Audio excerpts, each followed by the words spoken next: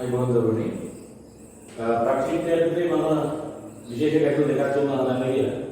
අන්නේ ගැටලු දෙක පිළිබඳව සාකච්ඡා කරන්නයි මේ වීඩියෝ එක කරන්නේ සහ වෙලාව දෙන්නොත් තවත් ගැටලුවට යන්න.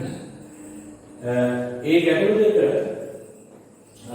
ඉතින් පළවෙනි එක පදනම් වෙලා තියෙන්නේ අර දෙලලක සිරස් උසක් පසු කරගෙන යන තිරස් දුරවල් දෙක කියලා කාරණා. ඔයිට කලින් අපි පුනපුනා සඳහන් කරපු ඒ සංසිද්ධිය. දෙලලක සිරස් උසවල් දෙකක් පසු කරගෙන යන තිරස් දුරවල් සම්බන්ධයෙන් තියෙන ගැටලුව. ඒකට අදාළ තියරි පාඩම් යනවා මම මේ අරන් තියෙන්නේ. එක්තුස ලක්ෂයක් පසු කරගෙන යනකොට තිරස් විස්ථාපන x කියලා නම් s සමාන u කියන භාගයේ වර්ගයේ තිරසටයි සිනසටයි දාලා තිරසට දාලා කාලය උලාගෙන ඒක සිරසට දාන සමීකරණයේ කාලය ආදේශ කරපුවාම මෙන්න මේ විදිහට x වල වර්ග සමීකරණයක් එනවා.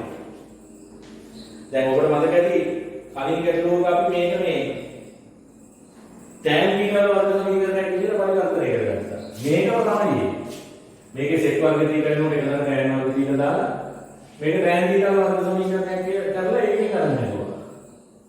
දැන් මෙතන තියෙන්නේ x වල වර්ග සමීකරණයක් විදිහට. හරි. ඒක ඔබට පේනවා මේක මේ තියෙන්නේ x වර්ගයේ තියෙනවා මෙතන. මෙතන තියෙනවා x පදයක් තියෙනවා. x අනන්තයෙන් ඉදිරි පදයක් තියෙනවා මෙතන. එතන මේක x වල වර්ග සමීකරණය. හරි. මේක x වල වර්ග සමීකරණය. එහෙනම් දැන් මේ වර්ග සමීකරණයේ මූල ඓක්‍ය මූල ගුණිතය සඳහා අපට ප්‍රකාශන කොට ගන්න පුළුවන්. දැන් ඒක C තියාගෙන අපි කටයුතු කරමු. දැන් අපි අපේ ගැටලුවට යමු. මේ ගැටලුවේ කියන්නේ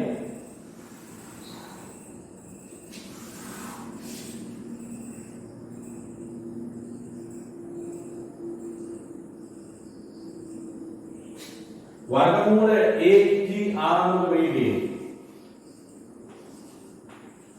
hg के वर्गमूल आरंभ वेगे तिरसට ඇල්ෆා අනතෝ ප්‍රක්ෂේපණය කරනවා t සමාන බිඳුවේදී ඊට පස්සේ මේක එක්තුසැති ලක්ෂ දෙකක් මේ පතේ එක්තුසැති අවස්ථා දෙකක් කරා යනවා කියලා.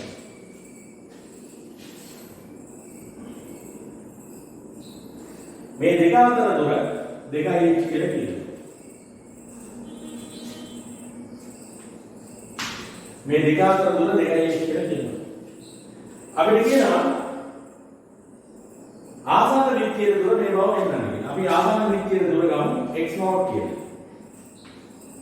ආසන්න විත්තියේ දුර x0. එතකොට දැන් මෙන්න මේ සංසිද්ධිය අර සිද්ධාන්තයත් එක්ක අපි ගලපනවා. ඔබට පේනවා එක්තුස උසින් තියෙන සිරස් උස එක්තු ලක්ෂ දෙකක් පසු කර යන අවස්ථාවක් තමයි මේ තියෙන්නේ. ඒ පසු කරගෙන යනකොට එක අවස්ථාවකට තියෙන තිරස් දුර x0 අනිත් අවස්ථාවකට තියෙන තිරස් දුර x0 ධන 2යි. හරි. ඒ කියන්නේ මෙන්න මේ තියරි කොටස වගේ එක. මේවට අපි කියන්නේ අත්‍තරම අනුමේයන් කියලා. ප්‍රමේයන් නෙමෙයි. කියන්නේ තියරි වලින් හදාගන්න දෙන ලද දැන් ප්‍රමේයක් කිව්වම ඒදීම පුළුල්නේ.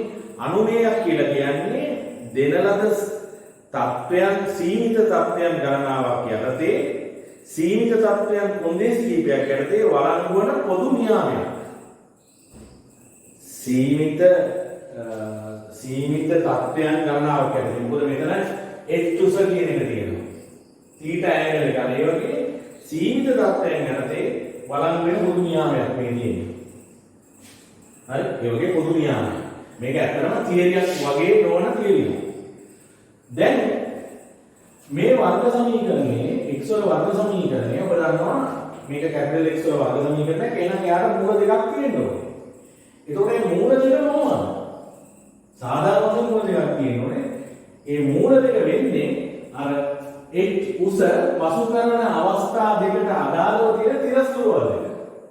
මේ වර්ග සමීකරණයේ මූල දෙක වෙන්නේ මේ වර්ග සමීකරණයේ මූල දෙක වෙන්නේ අර දෙන ලද එක්තුස පසු කරන අවස්ථා දෙකක් තියෙනවා නම් අන්නේ අවස්ථා දෙකට අදාළව තියෙන තිරස් දුරවල දෙක තමයි මූල දෙක වෙන්නේ.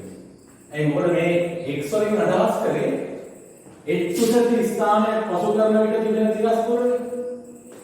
එහෙනම් ඒකට ගොඩනැගිච්ච වර්ග සමීකරණයේ විසඳුම් දෙක වෙන්නේ එවැනි අවස්ථා දෙක තියෙන විටක ඒ අවස්ථා දෙකට අදාළ තිරස් දුරවල දෙක තමයි මෙයාගේ මූල වෙන්නේ. තිරස් දුරවල දෙක තමයි මෙයාගේ මූල වෙන්නේ. එහෙනම් දැන් අපි මේ ගැටලුව මේකට අදාළව මේ අපි ගොඩනගපු සම්බන්ධය මේ ගැටලුවට අදාළව පාවිච්චි කරොත් එකක් තමයි ඊට සිද්ධාන්තය අනුව දැන් අපිට විභාගෙදී මේ අහලා නැත්නම් මේ සිද්ධාන්තය ගොඩනගා ගන්න පුළුවන් වෙනවා. ඒක අහලා නැත්නම් ඒ සිද්ධාන්තය ගොඩනගා ගන්න පුළුවන් වෙනවා. ඊට සිද්ධාන්තය අනුව මේකේ u කියලා කියන්නේ අපි u වර්ගයම u වර්ගය සමානයි agh.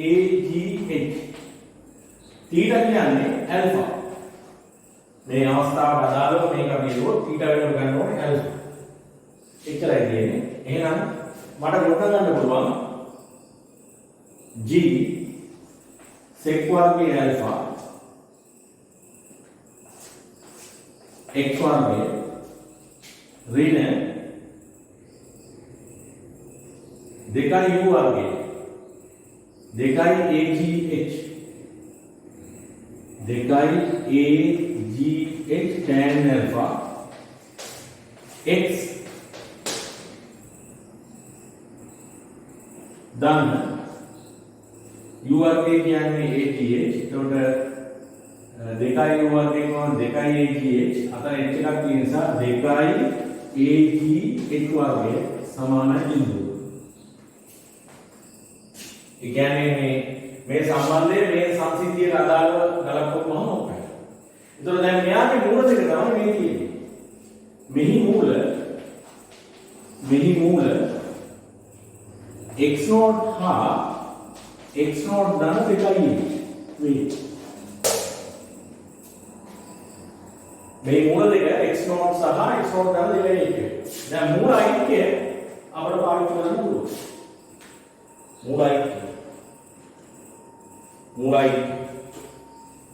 මූල ඓක්‍ය කියොත් එම නිසා x0 ධන දෙකයි මූල ඓක්‍ය සමානයි මෙන්න මේක බෙදන්න ඕනේ මෙයාගේ ඍණාගේ බෙදන්න ඕනේ ඒ කියන්නේ මේක ඍණාගේ කරනකොට මේක නැති වෙනවා 2agh tan alpha බෙදන්න ඕනේ g sec වර්ගය alpha.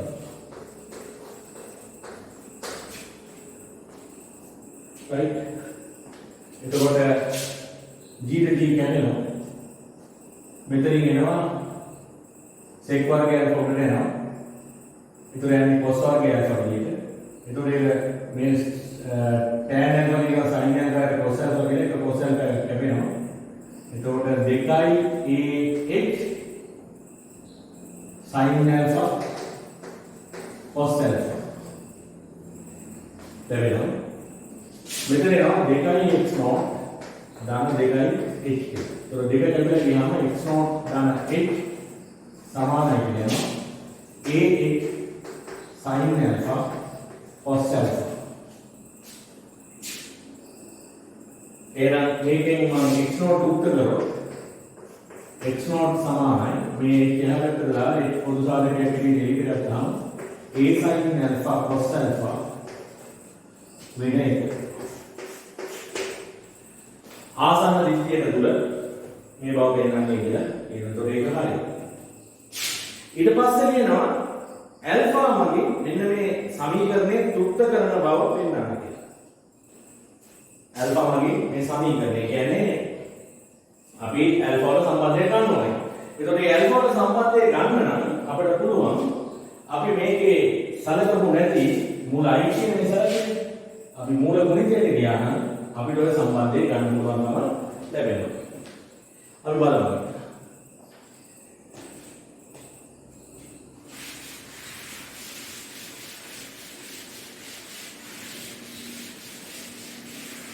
මූල ගුණිතේ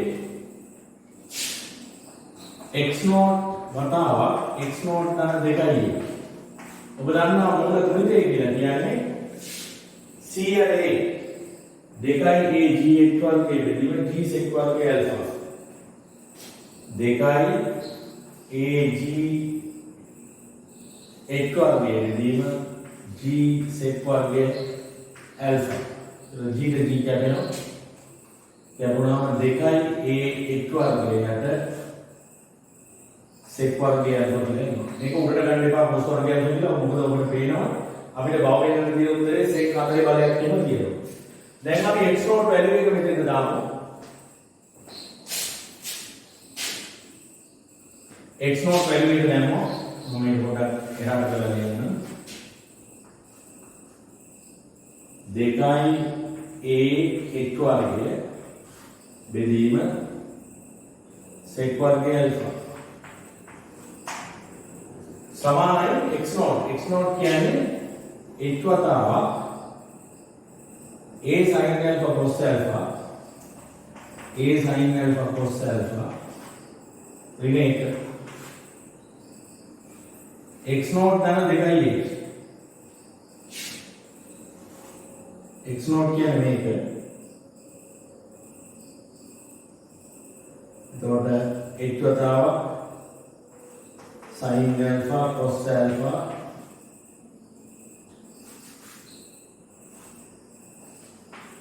sin alpha මේක මම කියන්නේ මොකද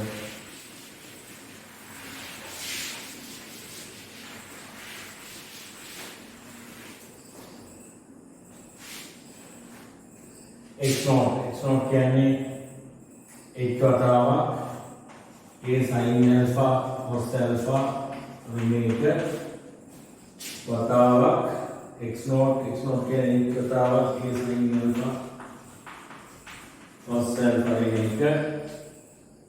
ධන 2යි සමානයි. එතන මේ g කැපිලා ගියාම 2a h වර්ගය 2a h වර්ගයට sec වර්ගය alpha සමානයි 2a h වර්ගයට sec වර්ගය alpha. දැන් අපි h කපලා යනවා. එතකොට h නෙවෙයි h වර්ගයම කපලා යනවා. මොකද මේක ඇතුලේ h එක ගන්න පුළුවන්. තව h එකක් එළිය තියෙනවා. h වර්ගයක් හදනවා. මේ h වර්ගය කැපිලා යනවා. ඊට පස්සේ ඉතුරු වෙනවා මේකෙන් ගුණ කිරීම. ඒ කියන්නේ එතකොට a sin alpha cos alpha වල වර්ගය. මේ ගුණ කිරීමේ ඍණ a වර්ගය.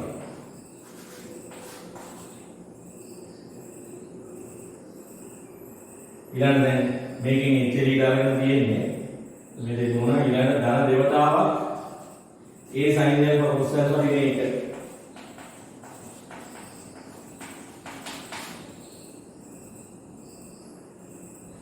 සමානයි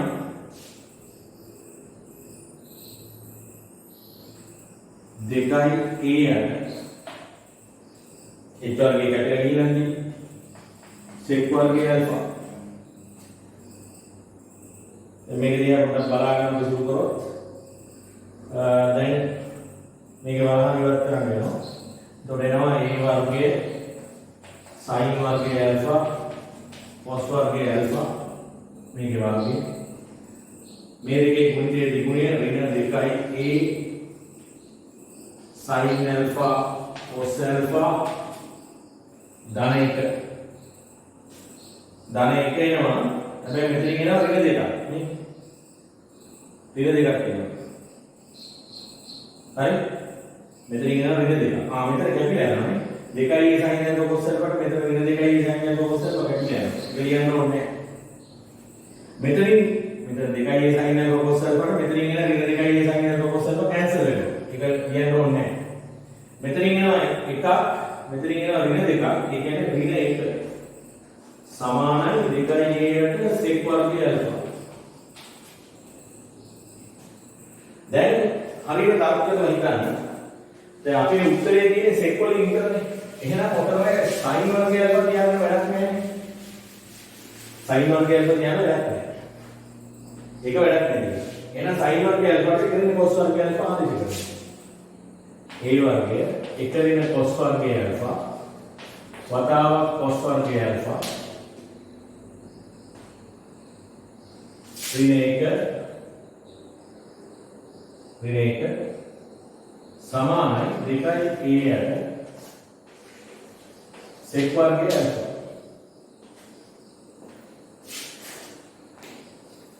හරි. දැන් අපි sec වර්ගය alpha ගෙන් ගුණ කරමු මේ මුළු එකම. sec වර්ගය alpha ගෙන් ගුණ කරමු. අපි sec 4 බලය alpha ගෙන් ගුණ කරමු නේද?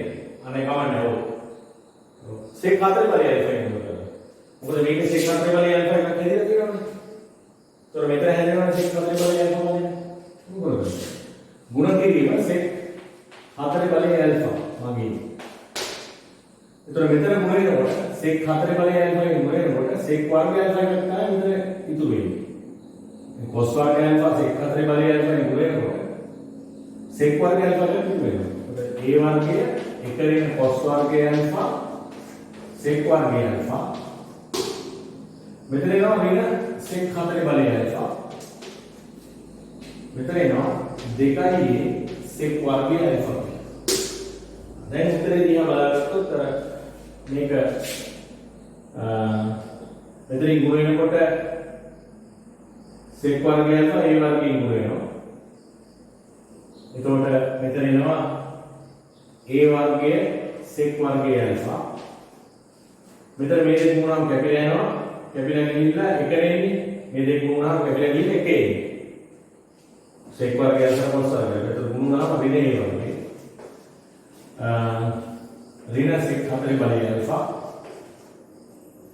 සමානයි නැත්නම් මේකම ඍණ 2a sec වර්ගය alpha සමානයි බිඳුව. දැන් ධන sec 4 බලය alpha අපිට ගන්න ඕනේ. එහෙනම් ඍණෙන් ගුණ කරොත් sec 4 බලය alpha එනවා. මෙතන ඍණෙන් ගුණ කරපුවා මේක ධන වෙනවා මේක ඍණ වෙනවා. එතකොට ऋण එළියට ගත්තාම a වර්ගය ऋण 2a sec වර්ගය alpha වලේනවා. ධන a වර්ගය සමානයි බිඳුව. මේක තමයි බව වෙනන්න තියෙන රිසල්ට් එක. දැන් බලන්න මොකක්ද අපි කරේ කියලා. මූල ගුණිතය ගත්තා. මූල ගුණිතය. මේ මූල ගුණිතය ගන්න ප්‍රකාශනය ලියුවා. ඊට පස්සේ අර x නෝට් ආදේශ කරනවා. ආදේශ කරලා මේකේ x තිබුණාදී මේ ඇතුලේ තියෙන පද දෙකෙන් h එළියට ගත්තා. ඒතකොට x වර්ගයක් එළිය එනවා. a x වර්ගයට මේ x වර්ගය කමලා ගියා. ඒ හින්දා තමයි මෙතන x වර්ගය නැතුව ගියේ. ඊට පස්සේ මේකෙන් වරහන් ඉවත් කළා. මේ දෙක සමාන පද දෙකක් ඒකේ වර්ගය. ඊළඟ මේක වතාවක් දෙක. දෙක වතාවක් මේක. ඊට පස්සේ මොකද කරේ? අර දැන් අපිට සාමාන්‍යයෙන් මෙතෙන්දී හිතෙන්නේ sec වර්ගය alpha ගෙන් ගුණ කරන්න ඕනේ. ඇයි මම තීරණය කරේ sec 4 බලය alpha ගෙන් ගුණ කරන්න? මොකද මම දැක්කා මෙතන ඍණ 1 කියන නිසා. ඒ ඍණ 1 කියන එක sec 4 බලයෙන් ගුණ වෙනකොට මේ ඍණ 1 කියන එක sec 4 බලයෙන් ගුණ වෙනකොට මේ එතන ආවා අර sec 4 බලය alpha මතයි. ඒක. දැන් මේක ඊට පස්සේ කියනවා a සමානයි 4 විට ප්‍රක්ෂේපණ කෝණය සොයන්න. එවිට අංශු එළවෙන උපරිම උස මේ බව වෙනවා. a සමානයි 4 විට. දැන් a සමානයි 4 මේක ආදිශ කරොත් sec 4 බලය alpha ඍණ 4 වර්ගය 16යි 4 වර්ගය 8යි. මෙතන කියනවා 8යි sec වර්ගය alpha ධන 16. මේක sec වර්ගය අල්ෆාට වර්ග සමීකරණය. එහෙනම් මේක අපි බලමු ඒ විදිහට විසඳන්න පුළුවන් කියලා. උඹට පේනවද මේක පූර්ණ වර්ගයක් කියලා? මොකේද? sec වර්ගය අල්ෆා 4 පූර්ණ වර්ගය. එහෙනම් මේකෙන් එනවා sec වර්ගය අල්ෆා සමානයි 4ක්. එහෙනම් මේකෙන් එනවා cos වර්ගය අල්ෆා සමානයි 4න් 1යි කියලා.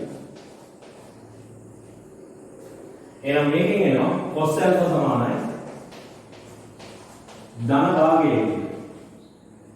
මක් නිසාද මේ alpha කියන්නේ සුළු කෝණයක් නිසා cos alpha ට ඍණාංගයේ වළංගු වෙන්නේ නැහැ. cos alpha ට ඍණාංගයේ වළංගු වෙන්නේ නැහැ. alpha කියන්නේ සුළු කෝණයක් නිසා. එතකොට මක් නිසාද alpha සුළු කෝණය. එහෙනම් මේකේ එනවා alpha කියන්නේ කීයද? අංශක 60යි. දැන් මට මෙතන ලියන්න ඉඩ මදි. මම මෙතන ලියන්න. එහෙනම් මෙතනින් ගන්න පුළුවන් මට අල්ෆා කියන්නේ 60යි කියලා. ඒ නිසා අල්ෆා සමානයි අංශක 60යි.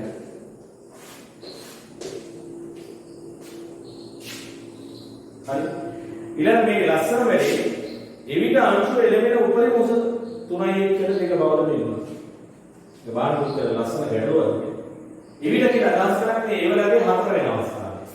දැන් මේ වලගේ 4 වෙන අවස්ථාවේ ඒතර ඇල්ෆා 60යි කියන්නේ තියෙනවා. අංශු එළවෙන උපරිම උස. මේක. ඒතර උපරිම උසට එළවෙනවා කියලා කියන්නේ ළමයි.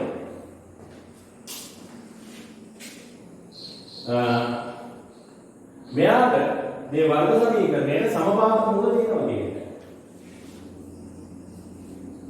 මේ වර්ග සමීකරණයට සමපාත මූල තියෙනවා කියන්නේ. හරි? මේ වර්ග සමීකරණයට සමපාත මූල තියෙනවා කියන්නේ. ඒක අර්ථයෙන් අපිට එහෙම ගත්ත හැටි.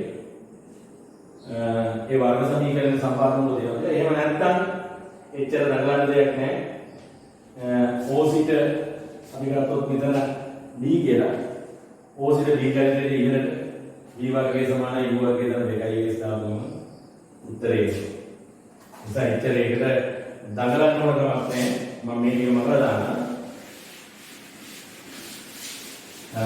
අර ඕසිට b කැලේ ඉහළට b වර්ගයේ සමානයි u වර්ගයේ දන දෙකයි ඒ ස්ථාපනම ඕසිට b කැලේ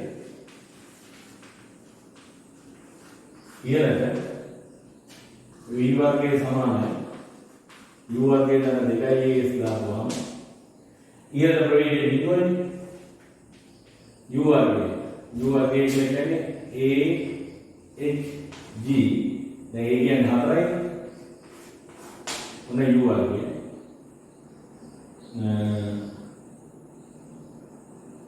sin වර්ගය alpha u वर्गය sin वर्गය છે ऋण 2g कैपिटल H इधर මේකෙන් එනවා कैपिटल H සමානයි කියලා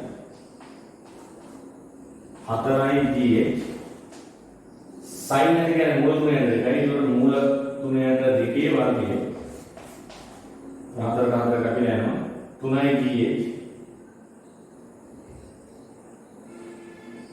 යට 2යි g එතකොට 3යි h දෙක තියෙනවා. ඔබ සුදු කරලා බලන්න. එච්චරගේ ඔක අපිට ලැබෙනවා. එතකොට මේ ගැටලුව හොඳ ගැටලුවක්. මේ ගැටලුවේ නැවතත් අර තිබුණේ දෙනලද සිරස් උසවල් දෙකක් පසු කරන තිරස් දුර සඳහා වර්ග සමීකරණය ගොඩනගලා. ඒ වර්ග සමීකරණය ඇසුරින් ගැටලුව ඉස්සරහට යනවා. එතකොට මේ වර්ග සමීකරණයේ සමපාත මූල තියෙනවා මෙන්න මේ උස සලකන වෙලාවේ x වෙනුවට උපරිම උස සලකන වෙලාවේ සිම්පල් x වෙනුවට මේ චලිතයේ උපරිම උස සලකනවා කියලා කියන්නේ ඒ විදිහට දෙකක් නේ එකයි කියන්නේ උපරිම උස දෙකයි කියන්නේ. ඒතකොට මේ වර්ග සමීකරණයට තාත්වික සමපාත මූල ලැබෙන්නේ මෙන්න මේ සිම්පල් x වලගේ කැපිටල් x ට සමාන වෙන වෙලාවේ. තව ඉතින් කිව්වොත් සිම්පල් x වගේ උපරිම උස නිරූපණය කරන වෙලාවේ සිම්පල් x වගේ උපරිම උස නිරූපණය කරන වෙලාවේ මෙන්න මේ වර්ග සමීකරණයට සමපාත මූල තියෙනවා. ඉතින් මම ඔබට කියලා දෙන ඇප්ලයි ඉගෙන ගන්නදී සංසිද්ධි මනසට යවන්න බුදු වෙන්නේ. ගණන් කටපාඩම් කරන එක නෙමෙයි. සංසිද්ධි මනසට යවන්න බුදු වෙන එක තමයි සුදුසු වෙන්නේ. මේ ධාර්මික ගණන් තමයි මම ඊළඟට සාකච්ඡාවට වලු කරන්න යන්නේ. ඒකෙත් කියන්නේ තිරස් පොළොවක් මත ඕ කියන ලක්ෂයකදී බෝම්බයක් උගුරනවලු. බෝම්බේ කැඩෙලි සෑම දිශාවකටම අවකාශයේ සෑම දිශාවකටම වී වේගයෙන් පිට වෙනවා. ප්‍රක්ෂේපණය වෙනවා. ඊට පස්සේ කියනවා මේ ඕල ඉඳලා ඈතට වැටෙන කැලේ තියෙනවා. මේ ඕල ඉඳලා මේ බෝම්බ කැඩලි වැටෙන ඈතම තැනක් තියෙනවා. ඒ කියන්නේ අර අංශක 45න් ප්‍රක්ෂේපණය වෙන බෝම්බ කැඩලි. මෙතන. අංශක තිරසට අංශක 45න් ප්‍රක්ෂේපණය වෙන බෝම්බ කැඩලි ටික ඔක්කොම එක වෘත්තාකාර මේ ලයින් එකක පරිධිය වටේ වැටෙනවා වෘත්තයක. ඒ උපරිම තිරස් පරාසයේ ඉන්නේ ඒක 45ක් වගේ. එතකොට වටේට දැන් මෙතන බෝම්බ විකුණා නම් අවකාශයේ සෑම දිශාවකටම බෝම්බ කැපිලි යනවා. ඒක ඊටම වැදගත් අදහසක්. අවකාශයේ සෑම පැත්තකටම බෝම්බ කැපිලි යනවා. උපරිම තිරස් පරාසයේ කැපිලි ලාභ කියලා කියනවා. ඒ කියන්නේ 45න් ප්‍රක්ෂේපණය වෙනවා. එතකොට මේ උපරිම තිරස් පරාසයේ කිල්ල වැටෙනවා ටික එක ලයින් එකේ වැටෙනවා. අපිට ඔප්පු කරන්න කියන්නේ මේ උපරිම තිරස් පරාසයට වඩා ඇතුලේ තැනක. ඒ කියන්නේ අර උපරිම තිරස් පරාසයට අදාළ වෘත්තයේ ඇතුලේ තැනක් ගත්තොත් අන්නේ ඇතුලේ තැනකට බෝම්බ කැපිලි දෙකක් වැටෙනවා කියලා. හරි. ඒ කියන්නේ උඹට පැහැදිලි මේ කාරණේ. බෝම්බයක් තිරස් පොළොව මත ඕලක්ෂයකදී පුපුරනවා. සෑම දිශාවකටම බෝම්බ කැපිලි එකාකාර වේගයෙන් පිට වෙනවා. සෑම දිශාවකටම ඒ බෝම්බ කැපිලි වල උපරිම තිරස් පරාසය ඒ කියන්නේ මෙතන 45න් ප්‍රක්ෂේපණය වෙන අවස්ථාව. හරිද? 45න් ප්‍රක්ෂේපණය වෙන අවස්ථාව. එතකොට ඒ ටික මෙහෙම බවුන්ඩරියක් වගේ වැටෙන වෘත්තාකාර වල අරය ආරු කේන්ද්‍රයේ ඕලසු මේ වටේට එක වැටෙනවා. හරි? මේ ඇතුළේ තැනක් ගත්තොත් ඒ ඇතුළේ තැනකට දෙකක් වැටෙනවා කියලා ඔප්පු කරනවා. මෙහෙම ගිහින් දෙකක් වැටෙනවා. ඇතුළේ තැනකට දෙකක් වැටෙන බව තමයි මෙන්න කරන්නේ. කාර්යය ගැටෙන්නේ ඇතුළේ තැනක් නම් ඒ ඇතුළේ තැනකට දෙකක් වැටෙනවා කියලා ඔප්පු කරනවා. මේව ඇතුළේ තැනක් නම් ඒ ඇතුළේ තැනකට දෙකක් වැටෙනවා. බෝම්බ කැපිලි දෙකක් වැටෙනවා. ඒක තමයි අපිට ඔප්පු කරන්න තියෙන්නේ. ඒ කියන්නේ තිරස් පරාසය x0 නම් x0 r ට වඩා අඩු ලක්ෂයක්. හරි? what is this? a ලක්ෂයක් ගමු. a ලක්ෂයක් ගමු. a කියලා ලක්ෂයක් ගමු. මම තිරසයි සමාන u යන භාගයට වර්ගය දාලා ඒ තිරස් පරාසයට අදාළ සමීකරණය ගත්තා. මේක මම තියරි වලදී කරා. හරි? තියරි වලදී ගමන් කරා. මේ තිරස් පරාසය උපරිම වෙන්නේ. දැන් මේක උපරිම තිරස් පරාසය ඉන්නේ මේ sin 2යි g ගවලාගේ එක වෙනවා. ඒ කියන්නේ 2යි g 90 වෙනකොට. ඒ කියන්නේ 45 වෙනවා. හරි? ඒ කතාව ටික අපි කතා කරලා තියෙනවා. right? දැන් අපි ඔප්පු කරන්න ඕනේ මෙන්න මේ a කියන ලක්ෂයට x0 උඩයි r1 ලෙස a ලක්ෂයක් ගමු. හරි? a කියන ලක්ෂයක් ගමු. a කියන ලක්ෂයක් ගමු. හරි? දැන් මෙන්න මේ a ලක්ෂයට බෝම්බ කැපිලි දෙකක් වෙන්න බව තමයි අපි ඔප්පු කරලා වෙන්නන්න ඕනේ. ඒ කියන්නේ තිරස් පරාසය x0 වන ලෙස ඇන්ගල් දෙකක් තියෙනවා කියලා ඔප්පු කරන්න හරි. θ ට අගයන් දෙකක් තියෙනවා. හැබැයි මේ ගානේ පොඩි අඩුවක් තියෙනවා. ඒ අඩුව මොකද හරිගස්සන්න නැතුවයි දාලා තියෙන්නේ මොකද මේක විභාග කරන්න නිසා. මේකේ තියෙන්න ඕනේ එක ලයින් එකකින් එක බෝම්බ කැබැල්ලක් කියන එක.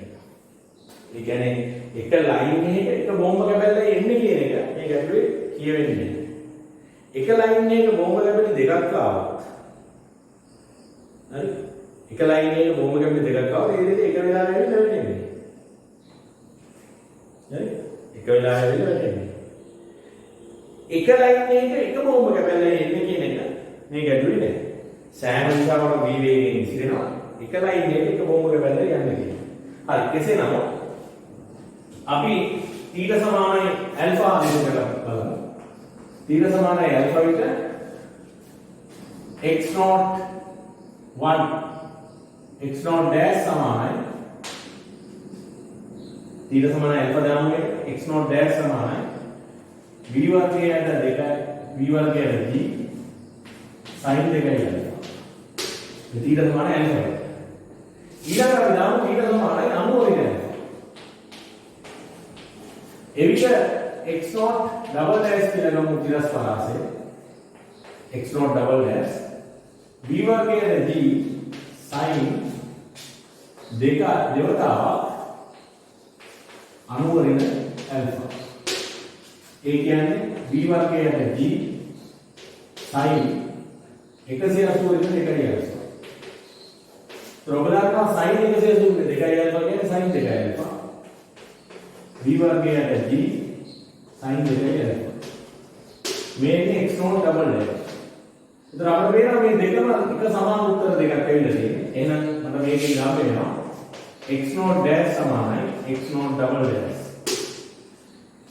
ඒ කියන්නේ ඇල්ෆා කෝණයෙන් ප්‍රක්ෂේපණය වෙන බෝම්බ කැබැල්ල ගිහිල්ලා වැටෙන ධනමයි 90 වෙන ඇල්ෆා කෝණයෙන් ප්‍රක්ෂේපණය වෙන බෝම්බ කැබැල්ල ගිහිල්ලා වැටෙන්නේ. දෙන්නගේම තිරස් පරාස සමානයි.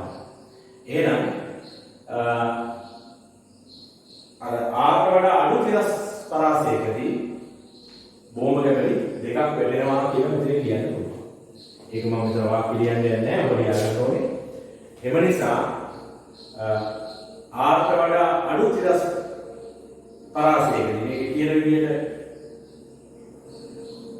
ඕසිට ආර් උපරිම තිරස් දුරකට වඩා මෙහෙන් තියෙන ලක්ෂයකට බෝම්බ කැබලි දෙකක් වැටෙනවා කියලා වාක්‍ය ලියනවා.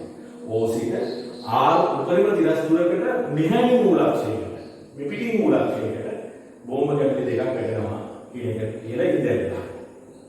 ඕසිට ආර් උපරිම තිරස් දුරකට අඩු දුරකින් මූලක්ෂයකට බෝම්බ කැබලි දෙකක් වැටෙනවා. මොකද අර බවුන්ඩරියට වැටෙන්නේ එකයි.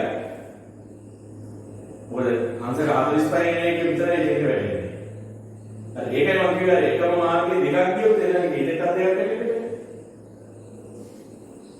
එකම මාර්ගයේ දෙකක් ගියොත් එහෙම බැරිලා උපරිම තිරස් පරාසය වෙන්නේ අර වලල්ලේ බවුන්ඩරි එක තියෙන්නේ. ඒ බවුන්ඩරියට දෙකක් වැටෙනවා. ඒකයි මෙතන අඩුවක් තියෙනවා කියලා මම ප්‍රදාන කරේ. ඒකෝට දෙකක් වැටෙනවා. මෙහාට දෙකක් වැටෙනවා කියලා තාම කරන්න බෑ. එහා ඒ බවුන්ඩරියට දෙකක් වැටෙනවා. ඒකයි මම මෙතන අඩුවක් තියෙනවා කියලා කිව්වේ. හරි. කෙසේ නමුත් ඒක කොටස ඉවරයි. දැන් මේකේ කියනවා සුන්ගුන් කැබලි දෙවතාවක් වැටෙන බවද ආර් බෙදීම දෙක දුරකදී වැටීම් දෙක අතර කාලාන්තරය මේ බවද. ඒ කියන්නේ ඒ කතාව වෙනම කතාවක්. සමහර කොහොමද ඒක කරන්නේ? මොකද මේකට අදාළ කතාව අපි කලින් කරලා තියෙනවා. ඒ සංසිද්ධිය අපි සාකච්ඡා කරලා තියෙනවා. අපි බලමු කොහොමද ඒක කරන්නේ කියලා. එතකොට දැන් වැටෙන්නේ ආර් බෙදීම දෙක දුරකට.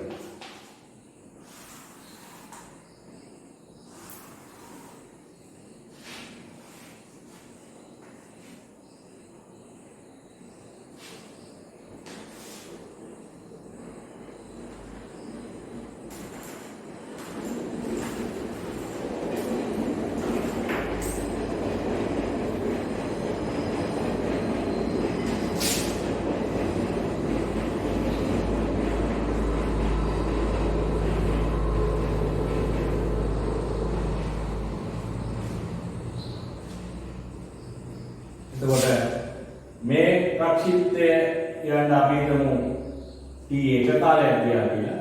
මේක යන්නේ මේකට t2 කාලයක් ගියා. අපි හිතමු t2 විසාරයි t1. යයිදම්. දැන් අපි ඔප්පු කරලා බලනකොට t2 දෙන t1 සමානයි කියලා. v මූල දෙකයට t. v මූල දෙකයට g. හරි v මූල දෙකයි g එක සමානයි කියලා ඔප්පු කරනවා. දැන් මෙතන ඔබට පේනවා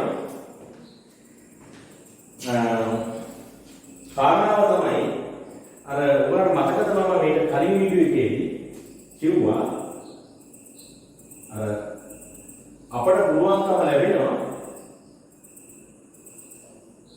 තිරස් පරාසයක වර්ග සමීකරණයක් හදන්න. ඒක නේද කලින් කිව්වේ. ඊළඟට ප්‍රක්ෂේපණ කෝණයේ tan අගයට වර්ග සමීකරණයක් හදන්න. ඊළඟට අපට පුළුවන්කම ලැබෙනවා කාලයට වර්ග සමීකරණයක් හදන්න. නැත්නම් කාලයට වර්ග සමීකරණයක් නෙමෙයි එන්නේ t වල හතරවෙනි මාත්‍රයේ වර්ග සමීකරණයක් එන්නේ. හතරවෙනි මාත්‍රයේ වර්ග සමීකරණයක්. ඒ කියන්නේ t හතරේ බලයෙන් වදිනු t වර්ග වෙනවා. දැන් මෙතෙන්ට අවශ්‍ය කරන්නේ අන්නේ මොකද මේ කාලාන්තරය ගන්න නම් අපි ඒ සමීකරණය ගොඩනගනවා. ඒ සමීකරණය අපි ගොඩනගන්න ඕනේ. එහෙමනම් අපි බලමු කොහොමද අපි මේ සමීකරණය ගොඩනගන්නේ කියලා. මෙතන ඕක කියලා ගමු. එතකොට අපිට පුළුවන් ඕසිත p චලිතයට අපි ගමු θ ඇන්ගල් එකෙන් v වේගයෙන් ගියා කියලා සාධාරණ. v වේගයෙන් θ ඇන්ගල් එකෙන් ගියා. හරි v වේගයෙන් θ ඇන්ගල් එකෙන් ගියා කියලා අපි හිතමු. එතකොට ඕසිත p චලිතය සලකලා මට පුළුවන් සමීකරණයක් ගන්න මෙන්න මෙහෙම.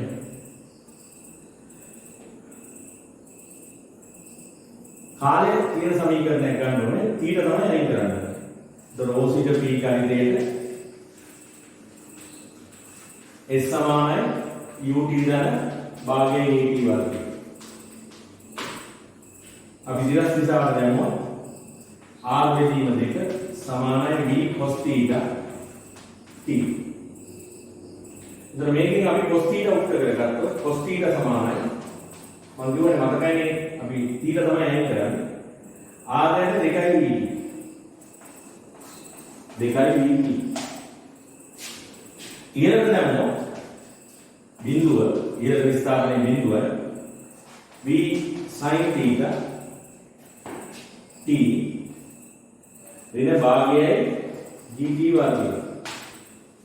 මේකෙන් එක t එකක් වෙනවා. බිඳුව සමානයි v sin θ ඍණ gt බෙදීම 2. මේකෙන් මම sin θ උත්තර කරොත් මට ලැබෙනවා gt බෙදීම 2යි කියලා. නමුත් මම ගන්නවා sin වර්ගයේ තියෙන නම් cos වර්ගයේ තියෙන 1යි කියලා. cos වර්ගයේ තියෙන sin වර්ගයේ 1යි. එහෙනම් මෙතන ආවිෂ කරොත් r වර්ගයේ r වර්ගයට 4යි v වර්ගයේ t වර්ගය. 4යි v වර්ගයේ t වර්ගය. ධන g වර්ග t වර්ග t වර්ග t වර්ග g වර්ග t වර්ගයට 4යි v වර්ගය. සමානයි 1. අපි 4යි v වර්ග t වර්ග වලින් ගුණ කරොත් r වර්ග ධන g වර්ග t 4 බලය සමානයි 4යි v වර්ග t වර්ග. 4යි v වර්ග t වර්ග. අන්න දැන් එනවා t වල 4 මාත්‍රයේ වර්ග සමීකරණය. g වර්ග t 4 බලය ඍණ 4යි v වර්ග t වර්ග ධන r වර්ග සමානයි බිඳුව. හරි. දැන් මෙයාගේ මූල තමයි අර r බෙදීම දෙකක් දුරකට වැටීම සඳහා ගතවන කාල දෙක. ප්‍රක්ෂිප්ත දෙකේ කාල දෙක. මොකද දැන් අපි පළවෙනි කොටසෙන් ඔප්පු කරලා තියෙනවානේ r ට වඩා අඩු දුරක ලක්ෂයකට දෙකක් අනිවාර්යයෙන් වැටෙනවා කියලා. ඒක p ට දෙකක් අනිවාර්යයෙන් වැටෙනවා. හරි. ඒ වැටෙන්න නම් ඒ දෙකේ දිශාවෙන් එකම දිශාවෙන් ඉන්නේ නැහැ. ඒතර කාලයක් දෙකක් තියෙනවා. ඒ කියන්නේ මේකට තාත්වික ප්‍රමිත මූල දෙකක් තියෙනවා. හරි. එතකොට OP කුඩයි OP සමානයි R බෙදීම 2. ඒක කුඩයි R නිසා P ලක්ෂයට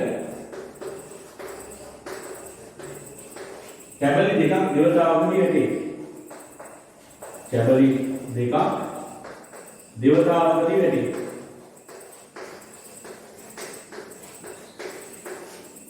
කැපිටල් දෙකක් දේවතාවුන් විදිහට. එහෙමනම් මේ අර T1 B2 තමයි ඒ කාලයන් දෙක. ඒ කියන්නේ මේකේ මූල T1 B2 නෙමෙයි හැබැයි T1 වර්ගයයි T2 වර්ගයයි. මොකද මේක T වල වර්ග වර්ගයේ වර්ග සමීකරණයක්. T වල වර්ග සමීකරණයක් නෙමෙයි. T වල වර්ගයේ වර්ග සමීකරණය. එම නිසා එකෙහි මූල T1 වර්ගය හා T2 වර්ගය වේ. මේ එක කියන එකේ මූල T1 වර්ගයයි T2 වර්ගයයි වෙනවා. එහෙනම් දැන් මට ඕනේ T2 වෙන T1 නේ. ඒක හොයන්න බෑ මට. මම ගන්නවා T2 වෙන T1 ගේ වර්ගයට අදාළ ප්‍රකාශනය. පස්සේ වඩ උපන්නේ ඒකේ උත්තරේ වර්ගමූලය වෙන්නේ. එතකොට T2 වෙන T1 එනවා. तो මේක මම දන්නවා T1 වර්ගය දන T2 වර්ගය ඍණ 2යි T1 වර්ගය T2 වර්ගය. sorry 2යි T1 T2. මේ තියෙන්නේ මේ වර්ග සමීකරණයේ මූල ඓක්‍ය. මූල ගුණිතය හදා ගන්න ඕන නිසා මම මෙතන පොඩ්ඩක් වෙනස් කරනවා. ඍණ 2යි වර්ගමූල T1 වර්ගය T2 වර්ගය කියලා හදාගන්නවා. එතකොට මෙතන මූල ඓක්‍ය මෙතන මූල ගුණිතය.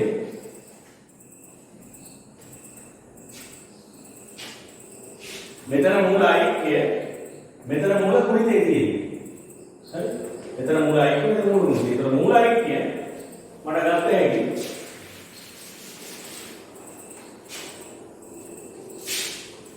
T1 වර්ගය දන T2 වර්ගය මූල ඓක්‍ය ගත්ත හැකි ඍණ 4යි B වර්ගයේ බෙදීම G වර්ගය. මූල ගුණිතය T1 වර්ගය T2 වර්ගය මට ගත්ත හැකි R වර්ගයට G වර්ගය. දැන් ඔබ බලන්න මෙතෙන් ඔය දෙක ආදේශ කරන්න පුළුවන්. හැබැයි මෙතන පොඩි අවුලක් තියෙනවා මේ R කියන එකක් මේ උත්තරේ නෑ. තියෙන්නේ B මූල දෙකයට G කියලා. එහෙනම් මේක ආදේශ කරලා වැඩක් වෙන්නේ මේ R වර්ගයේ උත්තරේ හොයාගන්න. R කියන්නේ උපරිම තිරස් පරාසය. එතන R කියන්නේ උපරිම තිරස් පරාසය වලට මතකයි කියලා x0 සමානයි G යට V වර්ගය sorry V වර්ගයට G sin දෙකයි දෙක කියලා. එහෙනම් මෙතනින් අර x0 කියන්නේ කැපිටල් R ආදේශ කරනවා සමානයි V වර්ගයට G කියලා. කැපිටල් R ආදේශ කරොත් වෙනවා V වර්ගයට G කියලා. මේ අර සාධාරණ තිරස් පරාසය කරන්නේ. එහෙනම් මෙතන මේ R වර්ගයට ආදේශ කරන්න පුළුවන් V 4 බලයට G වර්ගය කියලා. මෙතන R වර්ගයට ආදේශ කරන්න පුළුවන් V 4 බලයට G වර්ගය කියලා. මොකද අපි දන්නවනේ x0 සමානයි V වර්ගයට G sin 2යි කියලා එකක් වෙනවා කියලා. එතකොට උපරිම තිරස් පරාසය ලැබෙන වෙලාවේ මේකගේ එකයි. එතකොට R සමානයි V වර්ගයට G වෙනවා. sin 2යි කියලා එක වෙනවා. මේක උපරිම නිසා. එතකොට මේකෙන් R වර්ගයේ මෙතෙන්ට දාලා R වර්ගයේ දාලා T1 වර්ගයේ T2 වර්ගය වගත්තා හැකි. එතකොට T1 වර්ගය දන T2 වර්ගය තියෙනවා. ඒක අපි කියනවා මෙතන කිසි ගැටලුවක් නැහැ. 4යි V වර්ගයට G වර්ගය කියලා. 4යි V වර්ගයට G වර්ගය කියලා කියනවා. ඒක හරි. ඒක ඇර තියෙනවා. ඊළඟට මෙතනින් R වර්ගයේ මෙතෙන්ට R වර්ගය ආදේශ කරන V 4යට G වර්ගය කියලා. ඒ දෙක ගෙනියලා මෙතෙන්ට ආදේශ කරපුවාම T2 ගෙන T1 වර්ගය එනවා. ඊට පස්සේ උත්තරේ සුළු කරලා ඒක වර්ගමූලයට යන්න ඔය උත්තරේ අනිවාර්යයෙන්ම ඔයගොල්ලන්ට ලැබෙනවා. හොඳයි නම් මම මෙතනින් මේ වීඩියෝ එක නතර කරනවා. තව ගණන් කීපයක් මම ඔයගොල්ලන්ට දානවා. අයිබෝන්.